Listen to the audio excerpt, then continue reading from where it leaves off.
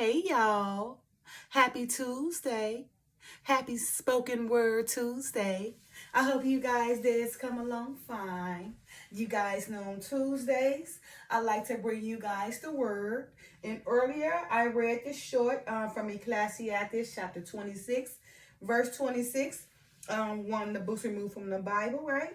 And it just talks about, that if a woman honor her husband, she should be judged wise of all, right? But if a woman dishonoreth her husband in her pride, she should be counted ungodly of all. Okay.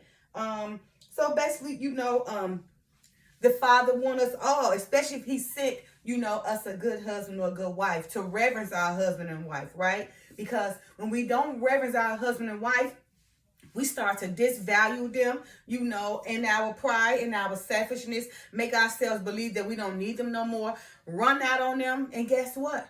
We be made a public mockery because the Father said, and women, if you guys don't know that if you do have a good husband in your life and he's a good man, being there for you, your leader, your security, but in your mind you may not feel like, he's up to your standards. But if that man that was by your side and securing you and leading you and, taking care of you, even though you feel like he's not up to your standards, if you decide to give that all up and walk out on that husband, you will, in the end, will be made a public mockery. It is written, right? That's a woman, who dishonoreth him in her pride. She will be counted ungodly of all, right?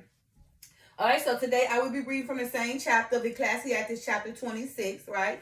Again, that short was from 26:26 when it says, a woman that honored her husband shall be judged wise of all, but she that dishonored him in her pride shall be counted ungodly of all. So women, reverence your husband, especially if the father sent him to you. Now, on the other hand, if you've allowed yourself to lean on your own understanding and become unhappily and unequally yoked in your marriage, then that's exactly what you have done. You lean on your own understanding right now. So therefore, you cause yourself to be caught up in an unsuccessful marriage where you feel like you can't reverence your husband because he don't value you. He can care less about you, your needs, giving you attention, your leader security, because you yourself lean on your own understanding, went to go marry this man, and now you want a divorce. Now, okay, but the father did say you can't have a divorce if he, cheating on you or whatever. But if you yourself made a decision to marry that man, now you want to run out on him, then wouldn't that be on you? Because even if you, run out of him and feel like, that he's not for you, you made that decision. You signed your name on that contract and made that covenant with the Father, right? So how do you really repent from that? That you done ran out on him and everything, divorced him, because you made a decision, lean on your own understanding. How do you come back from that? That's a question I would like to be answered, right? How do you repent? What you say, Father, please forgive me that I ran out on this husband that, that I leaned on my own understanding. Now I want him no more. So how do you repent and move forward? That's a question I would like answer. And also, how do you repent and move forward from someone, who was good to you, who provided you, who was there for you, who secured you, and you decided, to listen to everybody else whispered all them nuts in your ear to make you feel, especially from the women that's probably not in a relationship or unmarried, whisper all your things in your ear to ensure that you become unhappily unmarried. Now you run out on him. Now, tell me, how do you repent on that? What are you going to say? Father, please forgive me. You sent me this great husband that took care of me by my side, gave me everything I needed, but I be wanting to become prideful and selfish and just leave him thinking I had it made when I made decision just to divorce him, right? And in the end became a public mockery. Now, how do you repent from that? Answer that question. How do you come back from that? What are you repenting from? Are you repenting from that you just threw away your husband like a dog that the husband sent to you?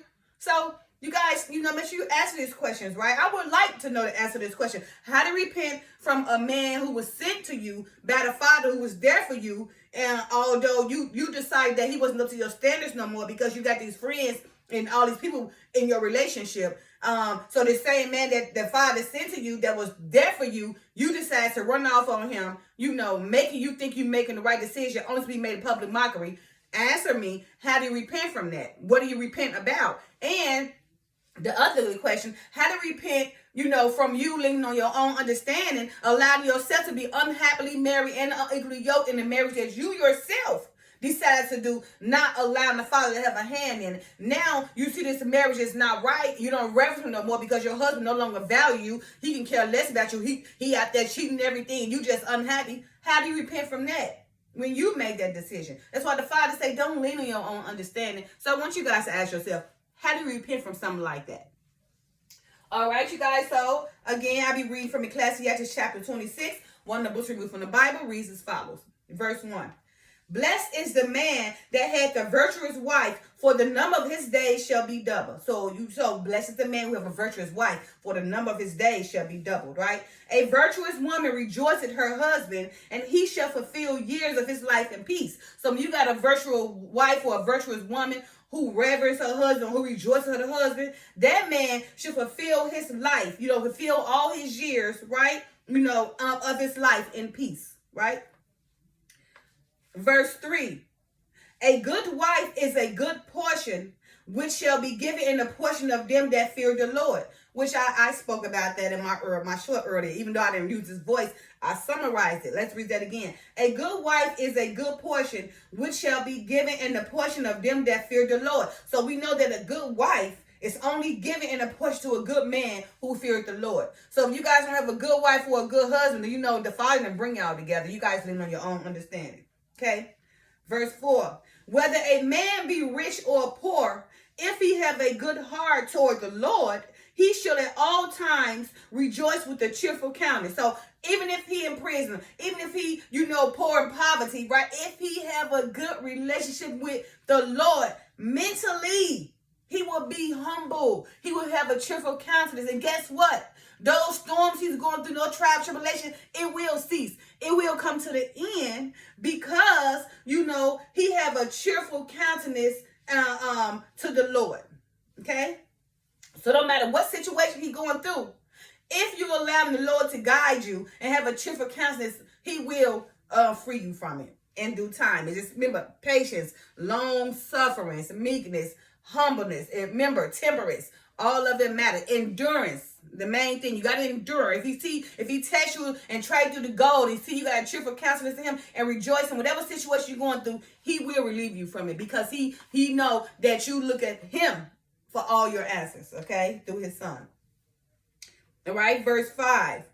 There be 3 things that mine heart feareth, and for the 4th I was so afraid: the slander of a city, the gathering together of an unruly multitude, and a false accusation. All these are worth in death. So he's saying, these things are worth in death, right? The 3 things, that his heart feareth, right? And he said the 4th he was so afraid. But we know the slander of a city. Someone go around slandering their city, lying, trying to bring it down. A gathering together of an unruly multitude, like a gang members, or, a gang of unlawful police, coming together, right? And a false accusation. Those who like to tell bearers, lie. Remember I done a short video about that? Like to lie on lie on one another and lie to people, okay? He said all these are worse than death. See? They are worse than death. So consider that, okay? Verse 6. But a grief of heart and sorrow is a woman that is jealous over another woman, and a scourge of the tongue which communicated with all. So they're saying the woman who have grief in her heart and sorrow, she is the woman that is jealous over another woman. So she sit around sorrow and misery, worried about this person, that person, or worried about that woman, in her life. She's sitting around grieving her own self in sorrow, targeting that woman and focusing on that person who is doing what they need to do to become prosperous, okay? It says, and a scourge of the tongue which communicated with all. So, that same woman going around just scourging that person's reputation, with her tongue, because remember, the tongue, is the life, have the power of life and death. So she's around here, scourging of the tongue, talking about people, lying to people, and communicate with everybody, trying to ruin somebody's reputation. Because, of course, she allowed her own self to grieve in her heart and be sorry because she's jealous of that other woman. Verse 7. An evil wife is a yoke shaken to and fro. He that hold of her as though he had a scorpion. So he's saying them men that have evil wives, she is a yoke shaken to and fro. She's like the devil, be coming and going and coming. Okay? And he that hold of her is though he had a scorpion. It's like that man who's married to his wicked wife, like he got a scorpion. Okay? Okay, verse 8. A drunken woman and a gather abroad causes great anger, and she would not cover her own shame. So, you see the women out there drunk, won't cover her shame. She don't feel shame about nothing, just drunk out of order, unorderly and everything around here, embarrassing her family, embarrassing her kids, embarrassing her mama, just no shame at all. Okay, so it said, a drunken woman and a gather abroad causes great anger. She causes great anger because people be looking like she ain't got no shame in her game. It's despicable. Okay, and she would not cover her own shame, and she would not even be ashamed of it because she's out of her mind, too drunk to even realize that she's of shame. Okay, verse 9. The whoredom of a woman may be known in her haughty looks and eyelids. So you see that? The whoredom of a woman, may be known in her haughty and in her haughty looks and her eyelids. So again, you see a woman with these furry eyelashes, having all these eyelashes coming all the way out, just crazy, not even normal, not even natural. It ain't what you do, it's how you do. All her haughty looks, right, showing all her body, ain't leaving none to the imagination, just ain't got no respect for herself or nobody she around, just come around where everybody can see, and thinking it's okay, thinking everybody's okay with that. Everybody's not okay with that because you have a haughty attitude and these eyelashes that calls out your whoredomness. So you see, respect yourself. Okay. Verse 10. If thy daughter be shameless, keep her in straitly, lest she abuse herself through overmuch liberty. So he's saying, your daughter, if you didn't raise that daughter right, keep her inside. Don't let her all out the doors because she will embarrass you, right? It say, lest she abuse herself. And then she also gonna take advantage. Lest she abuse herself through overmuch liberty. So she have no discipline, right? You got this daughter, if she's shameless, keep her inside the doors, right? Because she have no shame in her game, right? And with her liberty, she take advantage over everything. No discipline. So she don't know how to discipline or respect. Now she just take it all. Okay, leave nothing for nobody. She's shameless. Okay. All right. Verse 11. Watch over an imputed eye and marvel not if she trespass against thee. So it said, be cautious. Make sure you be prudent, right? Be careful. Watch everything and everybody. Be vigilant, right? And marvel not if she trespass against thee. So she come out and flaunt herself all in front of you, when to go put some clothes on to tickle your fancy, knowing she doing things, walking around you bending over and doing all this kind of stuff, that's trespassing against thee, right? And it say marvel not. Don't be happy, don't be tempted. So marvel not if she trespass against thee with her hearty attitude and her hearty looks, and while she's allowed herself to come around you with no shame, shaking everything, trying to tempt you. Okay. The Father said, marvel not against her. Don't be tempted if she trespass against thee. Okay. Have more discipline, respect. All right. Verse 12. She will open her mouth as a thirsty traveler when he had found a fountain and drink of every water near her. By every hedge will she sit down and open her quiver against every arrow. So she's saying, right, man, she will open her mouth, but she's loud and everything, and thirsty traveler. Run around here, you got money, he got money, she gonna be in this face, that face, okay? And when she found that person who got that money, that fountain of money, right, she will drink up all his water and be everywhere he be, or be everywhere that person who got money, right? And she will quiver against every arrow. She want a piece of everything. And the one who got the most money, she gonna take it all, okay? Let's see, verse 13. The grace of a wife delighted her husband, and her discretion will fatten his bones. So if that wife, if the wife is grateful to her husband, right, her discretion, her discipline, her respect for him will fatten his bones. Okay. Which means he'll be just so happy and everything. Verse 14, a silent and loving woman is a gift of the Lord, And there is nothing so much worth as a mind well instructed. So you see those women who know how to gracefully respect herself and, carry herself in front of people, in front of her family, in front of her husband. Again, a silent and loving woman is a gift of the Lord. So if she's silent and she loving, trust and believe me, she came from the Lord, right?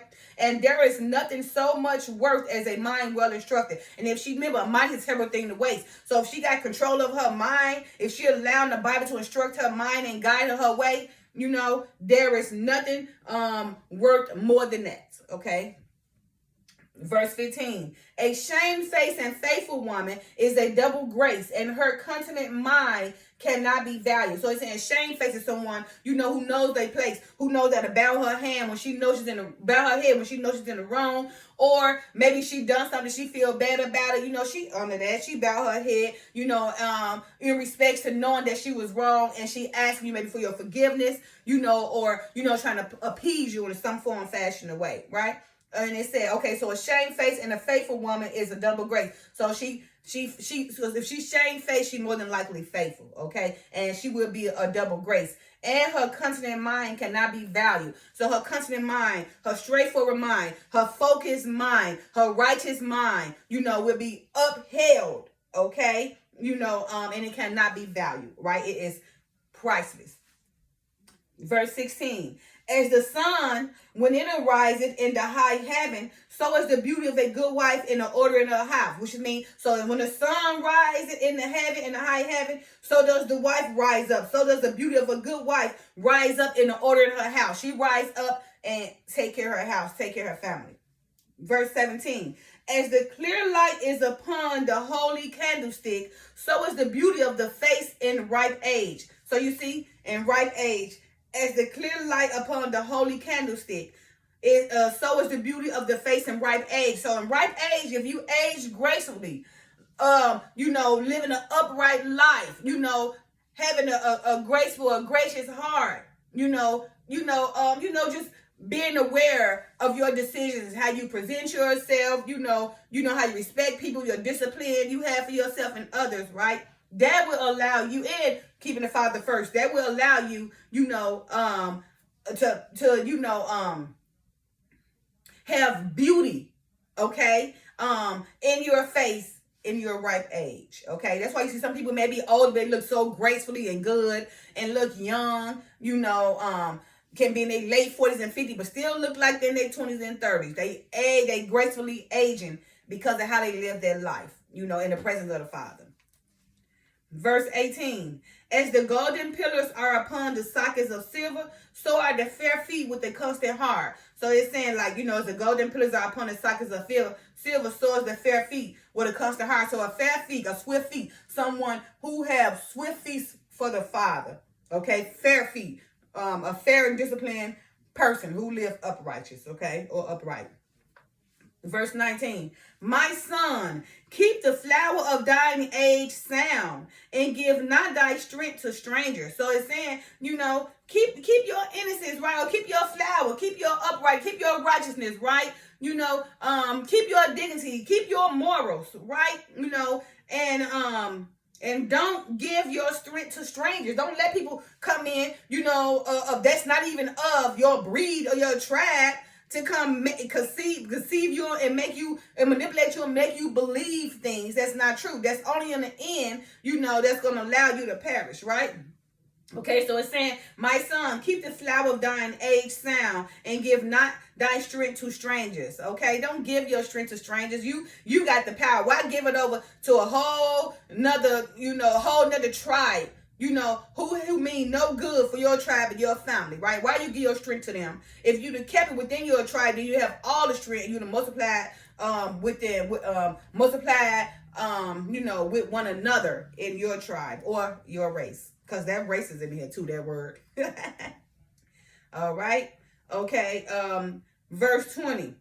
When thou hast gotten a fruitful possession through all the field, sow it with thine own seed, trusting in the goodness of thy stock. So it's saying, If you have gotten good possession through your own tribe and your own field, then continue to sow it with your own seed, within your own tribe, trusting in the goodness of thy stock, knowing that that goodness is going to be a blessing. It's going to double and allow you to prosper, because why? You are sharing it within your own seed, in your field. You sowing it with your own seed, right? Trusting in the goodness of your own stock, your own people. Okay, that will allow you to multiply, because it's your own breed, your own race, your own people. You guys, are working together, right? And sowing it within your own tribe, your own race, your own seed, right? So therefore, you are trusted in the goodness of your own stock, which in return will allow you to prosper more. Okay, and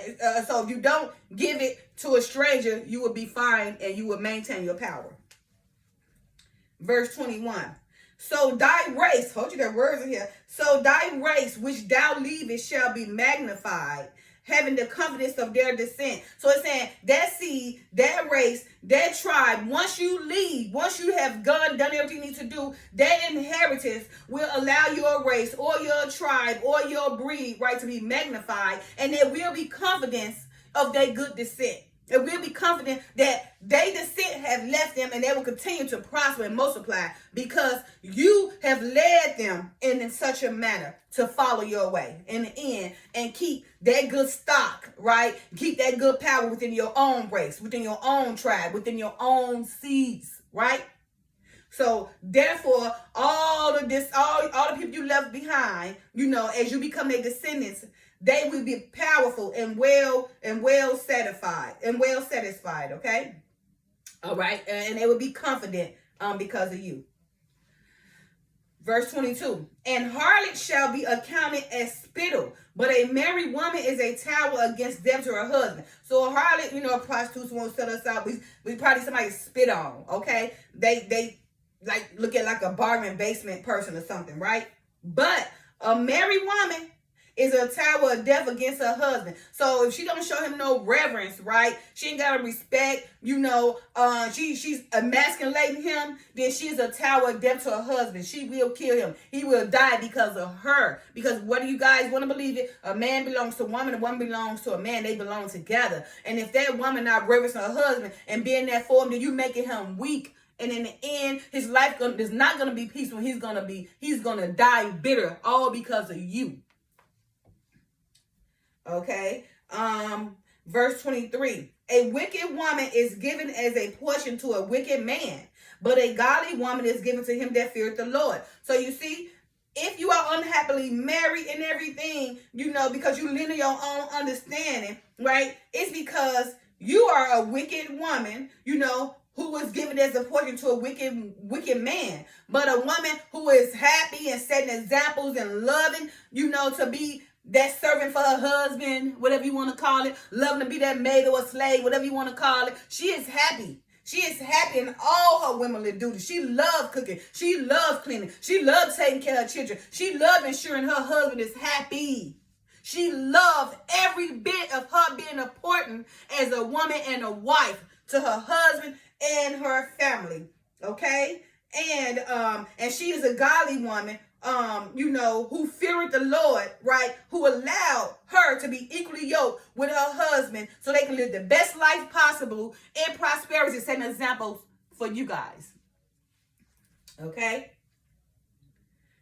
Verse 24. A dishonest woman contemneth shame, but an honest woman will reverence her husband. So a dishonest woman do nothing but bring on shame, causes problem, an instigator, just always got to be somewhere around being a problem for somebody, okay? Because she's dishonest and she contentional, right? She love to cause contention, right? But an honest woman will reverence her husband, okay? She know, that she is made to reverence her husband, and she, making him happy will in turn make her more happy, and will in turn ensure that he's gonna be her leader, and take care of her forever. All because she honor and respect her husband and know her place. Okay. All right. Verse 25. A shameless woman shall be counted as a dog, But she that is shamefaced will fear the Lord. So if you shameless, don't have no shame in your game like Jezebel, you're going to be counted as a dog, probably ate up by the dogs, okay? But if she is shamefaced, she will fear the Lord. Shamefaced woman normally have faith and she live by the Lord's words, okay? Verse 26.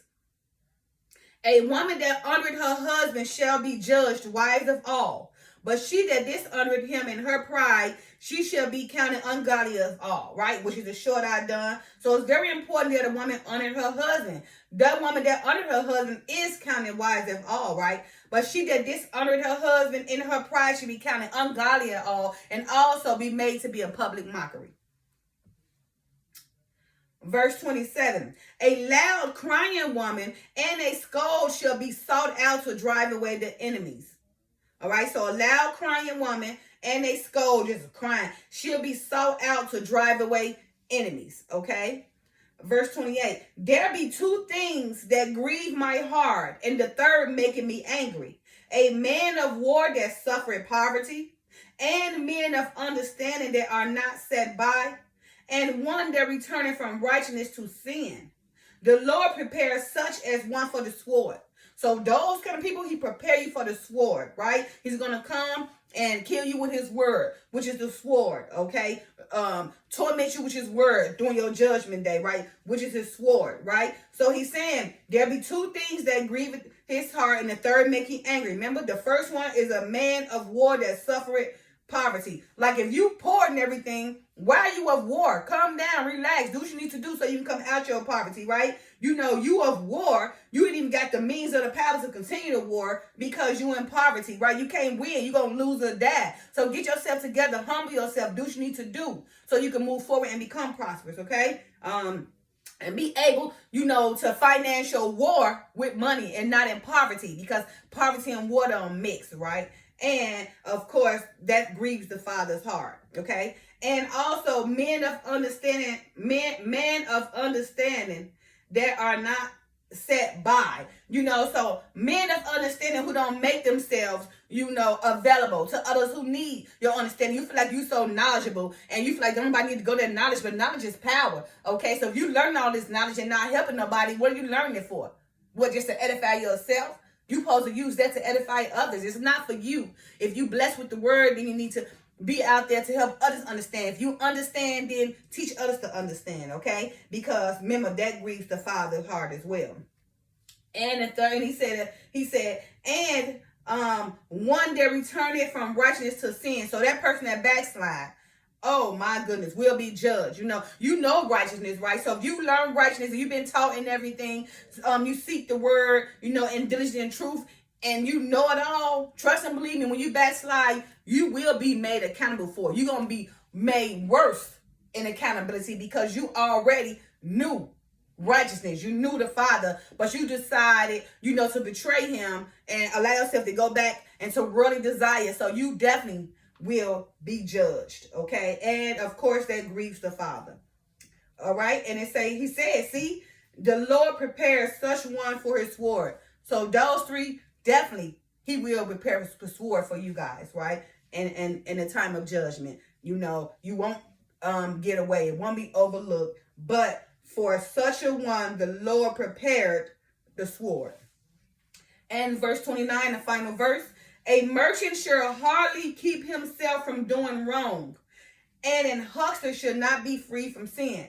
So a merchant, a merchant who go out there selling everything, trying to get over, they can hardly keep himself from doing wrong because they got, the power or the time or the skills or the talent to make this money, right? And now they start making money, but then they start taking advantage, right? Because they dishonest. And the more they make, the more they want, right? So therefore, they can't keep themselves from doing wrong. Eventually, they're going to do wrong because for the love of money, it's the root of all evil. And that person trying to make money, they do more and more to get more money. And once they earn a certain lifestyle, they will do even worse to maintain that money, that power, that status, and that reputation, right? So again, a merchant shall hardly keep himself from doing wrong, and a huckster shall not be free from her sin. A huckster, is similar, is a merchant too, but that's a person who want to, get a little for nothing. Knowing this stuff is cheap, want to charge you an arm and leg because he feel like see a fool knock him. He know you ignorant to the fact that you don't know better, so he gonna get over on you, or she gonna get over on you.